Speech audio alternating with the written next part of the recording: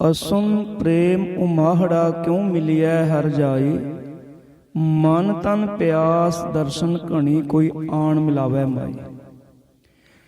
इस महीने राय सतगुरु जी ने सानू समझाउणा कीता है भाई, महीना बदल गया, रुत बदल गई, मौसम बदल गया, पर भाई तेरे अंदर बदलाव नहीं आया।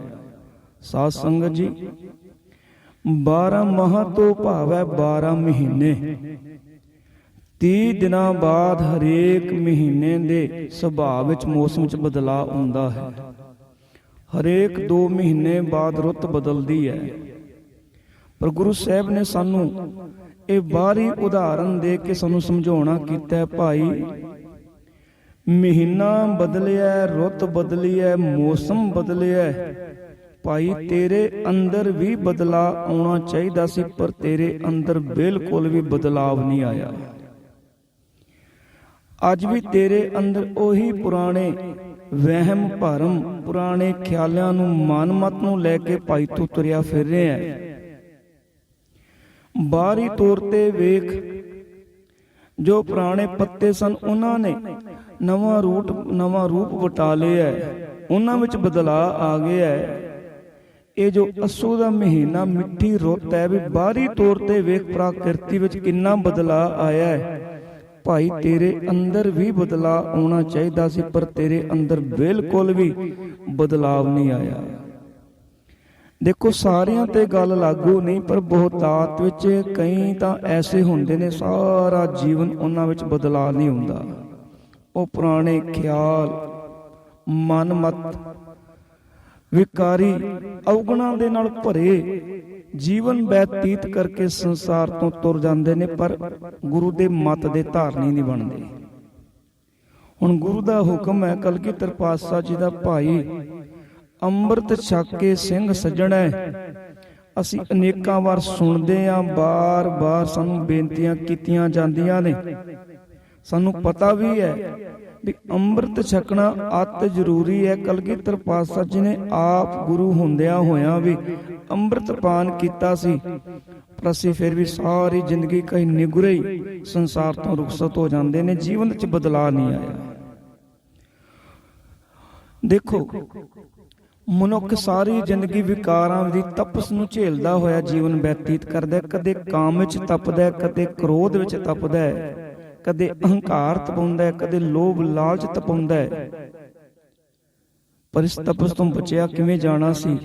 आपां बचन पढ़दे आ, चंदन चांदना सरद रुत मूल ना मिटई काम, शीतल थीवै नानका जपंदड़ो हर नाम।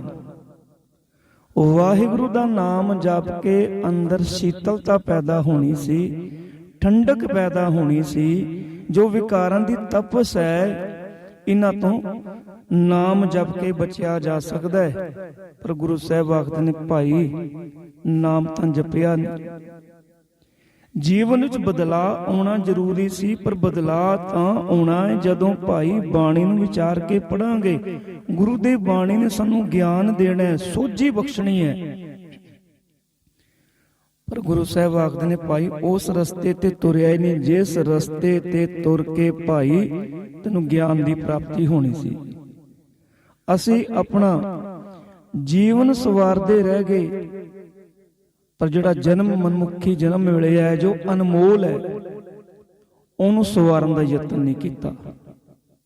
ਬਾਣੀ ਵਿੱਚ ਬਚਨ ਹੁੰਦਾ ਹੈ, ਹੀਰੇ ਜੈਸਾ ਜਨਮ ਹੈ ਕੋਡੀ ਬਦਲਿਆ ਜਾਏ।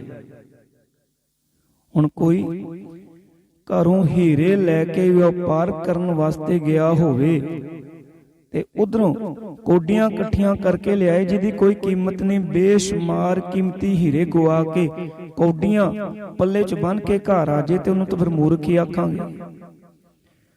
ਹੁਣ ਗੁਰੂ ਸਾਹਿਬ ਨੇ ਸਾਨੂੰ ਉਦਾਹਰਨਾਂ ਦੇ ਕੇ ਬਾਹਰੀ ਤੌਰ ਤੇ ਗਿਆਨ ਸਾਨੂੰ ਰੂਹਾਨੀਅਤ ਦਾ ਬਖਸ਼ਿਆ। ਭਾਈ ਬਦਲ, ਆਪਣੇ ਅੰਦਰ ਬਦਲਾ ਲਿਆ, ਕਿਰਪਾ ਕੀਤੀ। ਔਸਨ ਪ੍ਰੇਮ ਉਮਾਹੜਾ क्यों मिलिए हर जाए। उमहड़ा तो भाव है उछाला। सतगुरु जी ने बख्शिश की है भी मेरे मन अंदर इस अस्सू दे महीने दी मिठी रुत अंदर ਵਾਹਿਗੁਰੂ ਦੇ ਮਿਲਾਪ ਲਈ, ਵਾਹਿਗੁਰੂ ਦੇ ਪ੍ਰਤੀ ਜੋ ਪ੍ਰੇਮ ਪੈਦਾ ਹੋਇਆ ਉਹ ਇੰਨਾ ਵੱਧ ਗਿਆ ਵੀ ਹੁਣ ਪ੍ਰੇਮ ਉਛਾਲੇ ਮਾਰ ਰਿਹਾ। ਮਨ ਅੰਦਰ ਉਛਾਲ ਆ ਗਿਆ ਵੀ ਹੁਣ ਮਨ ਅੰਦਰ ਵਾਹਿਗੁਰੂ ਨੂੰ ਮਿਲਣ ਦੀ ਤਾਂਘ ਪੈਦਾ ਹੋ ਗਈ ਹੈ, ਤੜਫ ਪੈਦਾ ਹੋ ਗਈ ਹੈ ਵੀ ਹੁਣ ਰੁਕਿਆ ਨਹੀਂ ਜਾਂਦਾ। ਵੀ ਮਨ ਅੰਦਰ ਜੋ ਪ੍ਰੇਮ ਪੈਦਾ ਸੀ ਹੁਣ ਇੰਨਾ ਉਛਾਲ ਆਇਆ ਵੀ ਹੁਣ ਮਨ ਲੋਚਦਾ ਵੀ ਵਾਹਿਗੁਰੂ ਨੂੰ ਮਿਲਿਆ ਜਾਏ। ਮੇਰਾ ਮਨ ਲੋਚੈ ਗੁਰ ਦਰਸ਼ਨ ਤਾਈ, ਬਿਲਪ ਕਰੇ ਚਾਤ੍ਰਿਕ ਕੀ ਨਿਆਈ। ਮਨ ਅੰਦਰ ਤਾਂਘ ਪੈਦਾ ਹੋ ਗਈ ਹੈ, ਤੜਫ ਪੈਦਾ ਹੋ ਗਈ ਹੈ ਵੀ ਵਾਹਿਗੁਰੂ ਨੂੰ ਕਿਸੇ ਵੀ ਤਰੀਕੇ ਦੇ ਨਾਲ ਮਿਲਿਆ ਜਾਏ। ਹੁਣ ਤਾਂ ਕਹਿੰਦੇ ਇਹੋ ਜਿਹੀ ਹਾਲਤ ਹੋ ਗਈ ਹੈ ਵੀ ਇੱਕ ਪਲ ਵੀ ਰੁਕਿਆ ਨਹੀਂ ਜਾਂਦਾ। ਇੱਕ ਘੜੀ ਨਾ ਮਿਲਤੇ ਤਾਂ ਕਲ ਜੁਗ ਹੋਤਾ, ਹੁਣ ਕਦ ਮਿਲੀਐ ਪ੍ਰੈ ਤੁਧ ਭਗਵੰਤਾ। ਇੱਕ ਘੜੀ ਦਾ ਵਿਛੋੜਾ ਵੀ ਕਹਿੰਦੇ ਹੁਣ ਬਰਦਾਸ਼ਤ ਨਹੀਂ। ਅੱਗੇ ਕਿਰਪਾ ਕੀਤੀ ਹੈ ਕਿਉਂਕਿ ਵਾਹਿਗੁਰੂ ਦੇ ਨਾਲ ਜੇ ਸਾਡੀ ਪ੍ਰੀਤ ਹੈ, ਪਿਆਰ ਹੈ, ਤਾਈਓ ਗੱਲ ਬਣੇਗੀ। ਜੋ ਦੁਨਿਆਵੀ ਪ੍ਰੀਤਾਂ ਨੇ, ਜੋ ਦੁਨਿਆਵੀ ਸਾਂਝਾਂ ਨੇ, ਇਹ ਗੁਰੂ ਸਾਹਿਬ ਦਾ ਬਚਨ ਹੁੰਦਾ ਹੈ, ਜਗਤ ਮੈਂ ਝੂਠੀ ਦੇਖੀ ਪ੍ਰੀਤ, ਆਪਣੇ ਹੀ ਸੁਖ ਸਿਉ ਸਭ ਲਾਗੈ, ਕਿਆ ਦਾਰਾ ਕਿਆ ਮੀ। ਇਹ ਪ੍ਰੀਤਾਂ ਸਦਾ ਨਾਲ ਨਿਭਣ ਵਾਲੀਆਂ ਨਹੀਂ। ਵਾਹਿਗੁਰੂ ਦੇ ਨਾਲ ਜੇ ਪ੍ਰੀਤ ਹੈ, ਪ੍ਰੇਮ ਹੈ, ਇੱਕ ਦਿਨ ਐਸਾ ਆਵੇਗਾ ਇਸੇ ਪ੍ਰੇਮ ਨੇ ਭਾਈ ਤੈਨੂੰ ਵਾਹਿਗੁਰੂ ਦੇ ਨਾਲ ਮਿਲਾ ਦੇਣਾ। ਵਾਹਿਗੁਰੂ ਦੇ ਚਰਨਾਂ ਵਿੱਚ ਤੇਰੀ ਅਭੇਦਤਾ ਹੋ ਜਾਣੀ ਹੈ। ਕਲਗੀਧਰ ਪਾਤਸ਼ਾਹ ਜੀ ਦੇ ਬਚਨ ਆਪਾਂ ਪੜ੍ਹਦੇ ਹਾਂ, ਸਾਚ ਕਹੂੰ ਸੁਨ ਲਿਓ ਸਭ ਹੈ, ਜਿਨ ਪ੍ਰੇਮ ਕੀਓ ਤਿਨ ਹੀ ਪ੍ਰਭ ਪਾਇਓ। ਵਾਹਿਗੁਰੂ ਉਹਨਾਂ ਨੂੰ ਹੀ ਮਿਲਿਆ ਜਿਨ੍ਹਾਂ ਨੇ ਪ੍ਰੇਮ ਕੀਤਾ, ਪਿਆਰ ਕੀਤਾ। ਵਾਹਿਗੁਰੂ ਨੂੰ ਮਿਲਣ ਵਾਸਤੇ ਦੁਨਿਆਵੀ ਵਿਦਿਆ ਦੀ ਲੋੜ ਨਹੀਂ, ਉੱਥੇ ਤਾਂ ਸ਼ਰਧਾ ਤੇ ਪ੍ਰੇਮ ਦੇ ਨਾਲ ਖੇਡ ਵਰਤਦੀ ਹੈ। ਭੋਲੇ ਭਾਈ ਮਿਲੇ ਰਘੁਰਾਇਆ, ਜਿਨ੍ਹਾਂ ਨੂੰ ਮਿਲਿਆ ਭੋਲੇਪਨ ਵਿੱਚ ਮਿਲਿਆ, ਜਿਨ੍ਹਾਂ ਦੇ ਮਨ ਅੰਦਰ ਸੱਚਾ ਪਿਆਰ ਸੀ। ਅੱਗੇ ਕਿਰਪਾ ਕੀਤੀ, ਮਨ ਤਨ ਪਿਆਸ ਦਰਸ਼ਨ ਘਣੀ। ਘਣੀ ਤੋਂ ਭਾਵੇਂ ਬਹੁਤ ਜ਼ਿਆਦਾ, ਕੋਈ ਆਣ ਮਿਲਾਵੇ ਮਾਏ।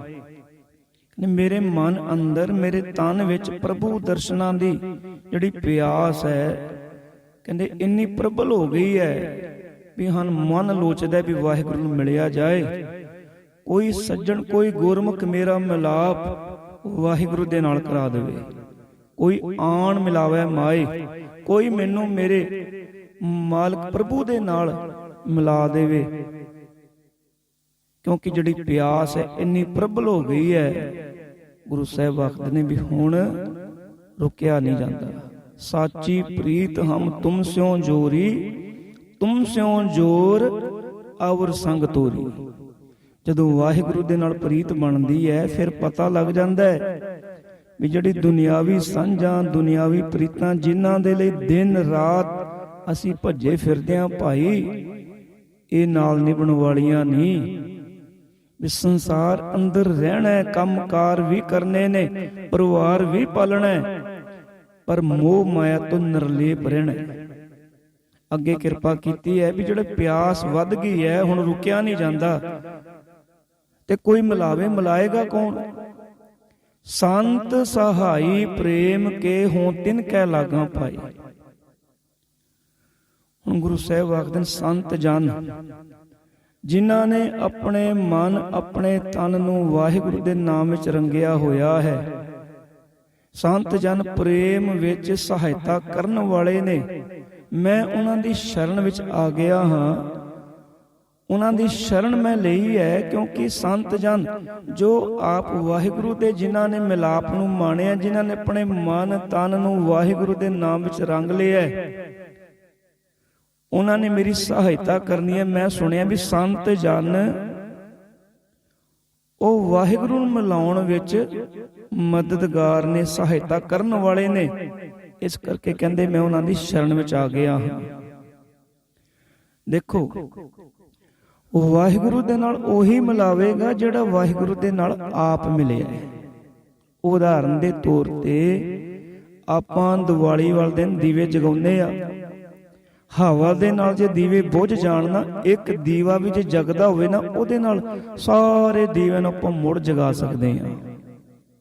ਜਿਹੜਾ ਆਪ ਹੀ ਬੁਝਿਆ ਦੂਜਿਆਂ ਨੂੰ ਕੀ ਜਗਾਵੇਗਾ? ਜਿਹੜਾ ਆਪ ਹੀ ਟੁੱਟਿਆ ਗੁਰੂ ਨਾਲੋਂ, ਉਹ ਦੂਜਿਆਂ ਨੂੰ ਗੁਰੂ ਨਾਲ ਕਿਵੇਂ ਜੋੜੇਗਾ? ਜਿਹੜਾ ਜੁੜਿਆ, ਜਿਹਦਾ ਮਨ ਤਨ ਵਾਹਿਗੁਰੂ ਦੇ ਪ੍ਰੇਮ ਰੰਗ ਵਿੱਚ ਰੰਗਿਆ, ਉਹ ਦੂਜਿਆਂ ਨੂੰ ਵੀ ਵਾਹਿਗੁਰੂ ਦੇ ਚਰਨਾਂ ਨਾਲ ਜੋੜ ਕੇ ਉਹਨਾਂ ਦੇ ਮਨ ਤਨ ਨੂੰ ਵੀ ਵਾਹਿਗੁਰੂ ਦੇ ਨਾਮ ਵਿੱਚ ਰੰਗ ਸਕਦਾ ਹੈ।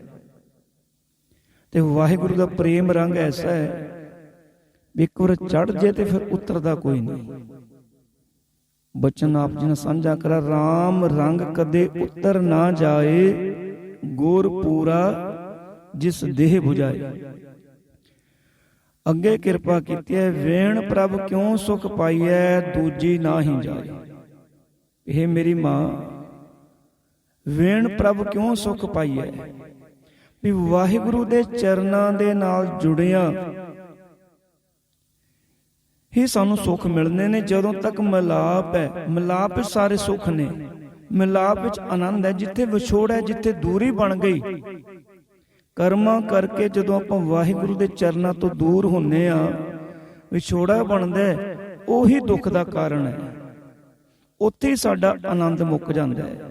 ਜਿੱਥੇ ਮਿਲਾਪ ਹੈ ਵਾਹਿਗੁਰੂ ਦੇ ਨਾਲ, ਉੱਥੇ ਸਾਰੇ ਸੁੱਖ ਨੇ, ਸਾਰੇ ਆਨੰਦ ਨੇ। ਹੁਣ ਗੁਰੂ ਸਾਹਿਬ ਨੇ ਸਮਝਾ ਦਿੱਤਾ, ਭਾਈ ਨਾਮ ਵਿੱਚ ਹੀ ਸਾਰੇ ਸੁੱਖ ਨੇ। ਵਾਹਿਗੁਰੂ ਦਾ ਨਾਮ ਜਪੇਗਾ, ਵੇਣ ਪ੍ਰਭ ਕਿਉਂ ਸੁਖ ਪਾਈਐ, ਕਿਉਂਕਿ ਸਾਰੇ ਸੁੱਖ ਵਾਹਿਗੁਰੂ ਕੋਲ ਨੇ। ਸਰਬ ਸੁੱਖਾਂ ਕਾ ਦਾਤਾ ਸਤਿਗੁਰ, ਤਾਂ ਕੀ ਸ਼ਰਣੀ ਪਾਈਐ। ਇੱਕ ਸੁੱਖ ਦੀ ਗੱਲ ਨਹੀਂ ਕੀਤੀ, ਦੋ ਦੀ ਗੱਲ ਨਹੀਂ ਕੀਤੀ, ਕਹਿੰਦੇ ਸਾਰੀ ਸੁੱਖ ਉਸ ਵਾਹਿਗੁਰੂ ਕੋਲ ਨੇ। ਸਰਬ ਸੁੱਖਾਂ ਕਾ ਦਾਤਾ ਸਤਿਗੁਰ, ਤਾਂ ਕੀ ਸ਼ਰਣੀ ਪਾਈਐ। ਪਰ ਜੇ ਸੁੱਖ ਲੈਣੇ ਨੇ, ਉਹਦੀ ਸ਼ਰਨ ਵਿੱਚ ਆਉਣਾ ਪਵੇਗਾ। ਸ਼ਰਨ ਵਿੱਚ ਆ ਕੇ ਭਾਈ ਤੂੰ ਸੁੱਖ ਲੈ ਸਕਦਾ ਹੈ। ਦੂਜੀ ਨਾ ਹੀ ਜਾਏ, ਕਹਿੰਦੇ ਹੋਰ ਦੂਜੀ ਕੋਈ ਥਾਂ ਨਹੀਂ ਭਾਈ ਜਿੱਥੇ ਤੈਨੂੰ ਸੁੱਖ ਮਿਲ ਜਾਣ। ਇਹ ਗੱਲ ਸਾਨੂੰ ਪੱਕੇ ਤੌਰ ਤੇ ਪੱਲੇ ਬੰਨ ਲੈਣੀ ਚਾਹੀਦੀ ਹੈ ਭਾਈ। ਜਿਹੜੇ ਹਜੇ ਵੀ ਧੰਨ ਸ੍ਰੀ ਗੁਰੂ ਗ੍ਰੰਥ ਸਾਹਿਬ ਮਹਾਰਾਜ ਜੀ ਨੂੰ ਛੱਡ ਕੇ ਇੱਧਰ ਉੱਧਰ ਦੇ ਧਾਰੀ ਗੁਰੂਆਂ ਕੋਲ ਭਟਕਦੇ ਫਿਰਦੇ ਨੇ, ਸੁੱਖ ਲੱਭਦੇ ਫਿਰਦੇ ਨੇ, ਸੁੱਖ ਤਾਂ ਨਹੀਂ ਮਿਲਣਾ। ਖੱਜਲ ਖੁਆਰੀ ਜ਼ਰੂਰ ਉਹਨਾਂ ਦੇ ਪੱਲੇ ਪੈਣੀ ਹੈ ਤੇ ਆਪਣਾ ਮਨੁੱਖਾ ਜਨਮ ਗਵਾ ਕੇ ਉਹਨਾਂ ਸੰਸਾਰ ਤੋਂ ਤੁਰ ਜਾਣਾ ਹੈ। ਕਿਉਂਕਿ ਸੱਚਾਈ ਇਹ ਹੈ ਵੀ ਜਿਸ ਦਾ ਗੁਰੂ ਨਾਨਕ ਦੇ ਘਰ ਤੋਂ ਪੂਰਾ ਨਹੀਂ ਪਿਆ, ਉਹਦਾ ਕਿਤੇ ਵੀ ਪੂਰਾ ਨਹੀਂ ਪੈ ਸਕਦਾ। ਇੱਥੋਂ ਸਭ ਕੁਝ ਮਿਲਦਾ ਹੈ। ਗੁਰਸਿੱਖਾ ਤੂੰ ਮੰਗ ਕੇ ਤਾਂ ਵੇਖ, ਸਾਚੇ ਸਾਹਿਬਾ ਕਿਆ ਨਾਹੀਂ ਘਰ ਤੇਰਾ। ਘਰ ਤਾਂ ਤੇਰਾ ਸਭ ਕਿਛ ਹੈ, ਜਿਸ ਦੇਹ ਸੋ ਪਾਵੇ। ਇੱਥੇ ਸਭ ਕੁਝ ਹੈ। ਮੂੰਹ ਮੰਗਾ ਸੋਈ ਦੇਵ ਦਾ, ਹਰ ਪਿਤਾ ਸੁਖਦਾਇਕ। ਤੂੰ ਮੰਗ ਕੇ ਤਾਂ ਵੇਖ, ਗੁਰੂ ਨੇ ਤੇਰੀਆਂ ਝੋਲੀਆਂ ਭਰ ਦੇਣੀਆਂ ਨੇ। ਪਰ ਤੈਨੂੰ ਮੰਗਣ ਦੀ ਜਾਚ ਹੋਵੇ, ਮੰਗਣਾ ਕਿਵੇਂ ਹੈ। ਚਾਰ ਪਦਾਰਥ ਜੇ ਕੋ ਮੰਗੈ, ਸਾਧ ਜਨਾ ਕੀ ਸੇਵਾ ਲਾਗੇ। ਸਭ ਕੁਝ ਤੈਨੂੰ ਮਿਲੇਗਾ। ਤੈਨੂੰ ਸੁੱਖ ਚਾਹੀਦੇ ਨੇ, ਸੁੱਖ ਤੇਰੀ ਝੋਲੀ ਵਿੱਚ ਪੈਣਗੇ। ਮਨ ਦੀਆਂ ਇੱਛਾਵਾਂ ਤੇਰੀਆਂ ਅਧੂਰੀਆਂ ਨੇ, ਗੁਰੂ ਨੇ ਪੂਰੀਆਂ ਕਰ ਦੇਣੀਆਂ ਨੇ। ਇੱਛਾ ਪੂਰਕ ਸਰਬ ਸੁਖ ਦਾਤਾ ਹਰ, ਜਾ ਕੈ ਵਸ ਹੈ ਕਾਮ ਧੇਨਾ। ਪਰ ਗੁਰੂ ਸਾਹਿਬ ਆਖਦੇ ਨੇ, ਇੱਕ ਵਾਰੀ ਸ਼ਰਨ ਵਿੱਚ ਆ ਤਾਂ ਸਹੀ, ਆਪਣੇ ਗੁਰੂ ਨਾਲ ਪ੍ਰੇਮ ਪਾ ਕੇ ਤਾਂ ਵੇਖ, ਫਿਰ ਭਾਈ ਤੈਨੂੰ ਮੰਗਣ ਦੀ ਵੀ ਲੋੜ ਨਹੀਂ ਪੈਣੀ। ਸੱਚ ਤਾਂ ਗੱਲ ਇਹ ਹੈ, ਜਦੋਂ ਸਾਂਝ ਬਣਦੀ ਹੈ ਉਦੋਂ ਫਿਰ ਮੰਗਾਂ ਖਤਮ ਹੋ ਜਾਂਦੀਆਂ ਨੇ। ਫਿਰ ਮੰਗਦਾ ਹੀ ਨਹੀਂ ਮਨੁੱਖ, ਬਿਨਾਂ ਮੰਗਿਆ ਹੀ। ਕਿਉਂਕਿ ਵਾਹਿਗੁਰੂ ਨੂੰ ਪਤਾ ਸਾਨੂੰ ਕੀ ਚਾਹੀਦਾ ਹੈ। ਬਿਨਾਂ ਮੰਗਿਆ ਹੀ ਸਾਡੀਆਂ ਜਿਹੜੀਆਂ ਮੰਗਾਂ ਗੁਰੂ ਪੂਰੀਆਂ ਕਰ ਦਿੰਦਾ ਹੈ। ਗੁਰ ਪਰਮੇਸ਼ਰ ਇੱਕੋ ਜਾਣ, ਉਹਨੂੰ ਬੋਲ ਕੇ ਦੱਸਣ ਦੀ ਲੋੜ ਵੀ ਨਹੀਂ ਪੈਂਦੀ। ਵਿਣ ਬੋਲਿਆ ਸਭ ਕਿਛ ਜਾਣਦਾ, ਕਿਸ ਆਗੇ ਕੀਚੈ ਅਰਦਾਸ। ਹੁਣ ਸਤਿਗੁਰੂ ਨੇ ਸਮਝਾ ਦਿੱਤਾ, ਭਾਈ ਹੋਰ ਕਿਸੇ ਥਾਂ ਨਾ ਭਟਕ, ਆਪਣੇ ਗੁਰੂ ਕੋਲੋਂ ਆ ਕੇ ਮੰਗ, ਗੁਰੂ ਦੇ ਲੜ ਲੱਗ ਜਾ। ਜਿਨੇ ਚਾਖਿਆ ਪ੍ਰੇਮ ਰਾਸੇ, ਤ੍ਰਿਪਤ ਰਹਿ ਆਗਾਏ। ਦੇਖੋ ਤ੍ਰਿਪਤੀ ਦੀ ਗੱਲ ਕੀਤੀ ਹੈ ਵੀ ਮਨੁੱਖ ਲੱਖਾਂ ਕਰੋੜਾਂ ਅਰਬਾਂ ਦਾ ਮਾਲਕ ਹੋਵੇ, ਜ਼ਰੂਰੀ ਨਹੀਂ ਵੀ ਉਹਦੇ ਅੰਦਰ ਸੰਤੋਖ ਪੈਦਾ ਹੋ ਗਿਆ ਹੋਵੇ, ਉਹਨੂੰ ਰੱਜ ਆ ਗਿਆ ਹੋਵੇ। ਅਗਾਏ ਤੋਂ ਭਾਵ ਹੈ ਰੱਜ ਜਾਣਾ। ਹੁਣ ਗੁਰੂ ਸਾਹਿਬ ਆਖਦੇ ਨੇ, ਜਿਨ੍ਹਾਂ ਨੇ ਵਾਹਿਗੁਰੂ ਦੇ ਪ੍ਰੇਮ ਰਸ ਨੂੰ ਚੱਖਿਆ, ਕਹਿਣ ਤੋਂ ਭਾਵ ਵਾਹਿਗੁਰੂ ਦੇ ਨਾਲ ਜਿਨ੍ਹਾਂ ਦਾ ਪਿਆਰ ਬਣਿਆ, ਜਿਨ੍ਹਾਂ ਨੇ ਬਾਣੀ ਨੂੰ ਵਿਚਾਰ ਕੇ ਪੜ੍ਹਿਆ, ਵਿਚਾਰ ਕੇ ਸੁਣਿਆ, ਉਹਨਾਂ ਦੇ ਅੰਦਰ ਤ੍ਰਿਪਤੀ ਪੈਦਾ ਹੋ ਗਈ ਹੈ, ਸੰਤੋਖ ਪੈਦਾ ਹੋ ਗਿਆ ਹੈ। ਦੁਨਿਆਵੀ ਪਦਾਰਥਾਂ ਵੱਲੋਂ ਉਹ ਭਾਈ ਮਾਇਆ ਵੱਲੋਂ ਰੱਜ ਜਾਂਦੇ ਨੇ। ਜਿਨ੍ਹਾਂ ਦਾ ਵਾਹਿਗੁਰੂ ਦੇ ਨਾਲ ਪ੍ਰੇਮ ਬਣ ਜਾਂਦਾ ਹੈ, ਉਹਨਾਂ ਦੀ ਤ੍ਰਿਸ਼ਨਾ ਮੁੱਕ ਜਾਂਦੀ ਹੈ, ਲੋਭ ਲਾਲਚ ਅੰਦਰੋਂ ਖਤਮ ਹੋ ਜਾਂਦਾ ਹੈ। ਇਹ ਬਹੁਤ ਵੱਡੀ ਦਾਤ ਹੈ ਸੰਤੋਖ ਦੀ, ਜਿਹੜੀ ਸਾਨੂੰ ਗੁਰੂ ਕੋਲੋਂ ਮਿਲਣੀ ਹੈ। ਅੱਗੇ ਕਿਰਪਾ ਕੀਤੇ, ਆਪ ਤਿਆਗ ਬਿਨਤੀ ਕਰਹਿ, ਲਿਹੋ ਪ੍ਰਭੂ ਲੜ ਲਾਏ। ਹੁਣ ਗੁਰੂ ਦੇ ਚਰਨਾਂ ਦੇ ਨਾਲ ਜੁੜਨਾ ਹੋਵੇ, ਵਾਹਿਗੁਰੂ ਦੇ ਨਾਲ ਭਾਈ ਤੂੰ ਮਿਲਾਪ ਚਾਹੁੰਦਾ ਹੈ, ਪਰ ਗੁਰੂ ਸਾਹਿਬ ਆਖਦੇ ਨੇ ਪਹਿਲਾਂ ਆਪਣੀ ਸਿਆਣਪ ਛੱਡ, ਆਪਾ ਭਾਵ ਛੱਡ ਦੇ, ਆਪਣੀਆਂ ਚਤੁਰਾਈਆਂ ਛੱਡ, ਨਿਮਾਣਾ ਹੋ ਕੇ, ਨਿਤਾਣਾ ਹੋ ਕੇ ਨਿਤ ਅਰਦਾਸਾਂ ਕਰ। ਅਰਦਾਸ ਕਰਿਆ ਕਰ ਵਾਹਿਗੁਰੂ ਅੱਗੇ ਵੀ ਵਾਹਿਗੁਰੂ ਮੈਨੂੰ ਆਪਣੇ ਚਰਨਾਂ ਦੇ ਨਾਲ ਜੋੜੋ। ਫਿਰ ਵਾਹਿਗੁਰੂ ਸਾਡੀ ਸੁਣੀ, ਸਾਡੀ ਕੀਤੀ ਹੋਈ ਅਰਦਾਸ ਨੂੰ ਕਬੂਲ ਕਰਕੇ ਸਾਨੂੰ ਆਪਣੇ ਚਰਨਾਂ ਦੇ ਨਾਲ ਜੋੜ ਲਵੇਗਾ। ਜਦੋਂ ਗੁਰਸਿੱਖ ਅਰਦਾਸ ਕਰਦਾ ਹੈ, ਗੁਰਸਿੱਖ ਦੀ ਕੀਤੀ ਹੋਈ ਅਰਦਾਸ ਕਬੂਲ ਹੁੰਦੀ ਹੈ। ਬਿਰਥੀ ਕਦੇ ਨਾ ਹੋਵੇ ਜਨ ਕੀ ਅਰਦਾਸ, ਕਦੇ ਵਿਅਰਥ ਨਹੀਂ ਜਾਂਦੀ ਜਿਹੜੀ ਗੁਰਸਿੱਖ ਨੇ ਤਨੋਂ ਮਨੋਂ ਹੋ ਕੇ ਅਰਦਾਸ ਕੀਤੀ ਹੋਵੇ। ਪਰ ਗੱਲ ਇਹ ਹੈ ਭਾਈ, ਅਰਦਾਸ ਜਦੋਂ ਤੂੰ ਪੂਰੀ ਸ਼ਰਧਾ ਭਾਵਨਾ ਦੇ ਨਾਲ ਕਰੇਂਗਾ, ਗੱਲ ਤਾਂ ਬਣੇਗੀ। ਅਰਦਾਸ ਜਿਹੜੀ ਕੀਤੀ ਹੈ, ਤੈਨੂੰ ਆਪਣੇ ਗੁਰੂ ਤੇ ਅਕੀਦਾ ਭਰੋਸਾ ਹੋਣਾ ਚਾਹੀਦਾ ਵੀ ਜਿਹੜੀ ਮੈਂ ਅਰਦਾਸ ਕੀਤੀ ਹੈ ਉਹ ਵਾਹਿਗੁਰੂ ਨੇ ਪੂਰੀ ਕਰਨੀ ਹੈ। ਅਰਦਾਸ ਕਰ ਲਈ, ਕਿਸੇ ਕੋਲੋਂ ਕਰਵਾ ਲਈ ਤੇ ਮਨ ਅੰਦਰ ਵਿਸ਼ਵਾਸ ਨਹੀਂ, ਪਤਾ ਨਹੀਂ ਹੋਵੇਗਾ ਜਾਂ ਨਹੀਂ ਹੋਵੇਗਾ, ਫਿਰ ਤਾਂ ਭਾਈ ਗੁਰਸਿੱਖਾ ਤੇਰਾ ਵਿਸ਼ਵਾਸ ਡੋਲ ਗਿਆ। ਇਹ ਹੋਣਾ ਚਾਹੀਦਾ ਵੀ ਜਿਹੜਾ ਗੁਰੂ ਕੋਲੋਂ ਮੰਗਿਆ, ਮੈਂ ਅਰਦਾਸ ਕੀਤੀ ਹੈ, ਗੁਰੂ ਅਵਸ਼ ਮੇਰੀ ਮੰਗ ਪੂਰੀ ਕਰੇਗਾ, ਮੇਰੀ ਅਰਦਾਸ ਪੂਰੀ ਹੋਵੇਗੀ।